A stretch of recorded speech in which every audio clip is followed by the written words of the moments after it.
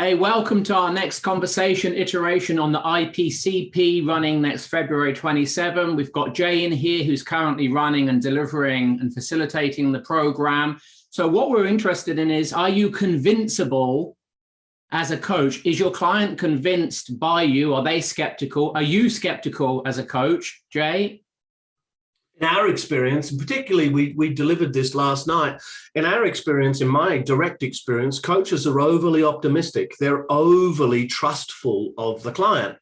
And so as we look through the coaches that were there, 20 odd coaches last night, you had most, and I want to say most, I mean 90% with a driver in being over trustful. What that shows up is that there is an overly optimistic frame that is operating from the coach in their view of the client, in that they're overly optimistic about their clients. And so what that leads to is they're not seeing the client as they are, they're seeing the client as they are. So they're projecting optimism onto the client. As you and I know, Scott, there's no pessimism or optimism. They're human frames. They don't exist in reality. And so to overtrust isn't to see the client's condition, isn't to see the client's conditioning and their humanity behind that and realize that I'm dealing directly with the conditioning. I'm dealing with the personality traits and structures. You and I call it the occupant. I'm dealing with the occupant, which is not the human being, but it's their human coping mechanism. And so being overly optimistic means they're going to get caught up in believing in the human being's coping mechanism, their personality. They're going to get caught in content. So what?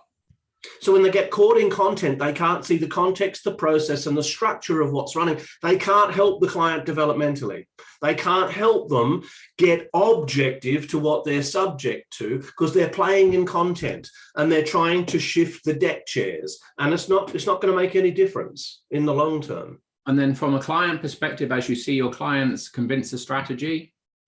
So clients convince the strategies are in the Australian population, largely optimistic as well. They're largely toward the over-trusting end.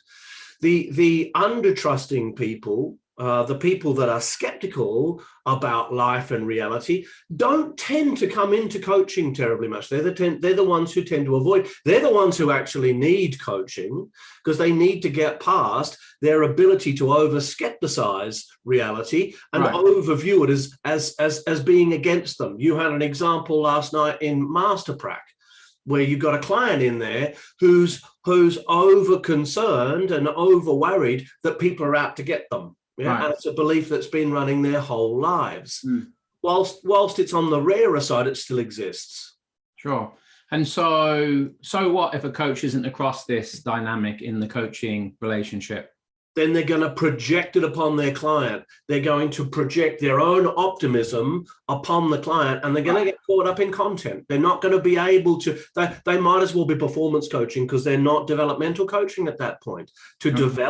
To coach developmentally to someone's vertical growth and development, to accelerate that process requires that you get past the content into the context, the process, and the structure, into the way in which they think, not what they think. Good.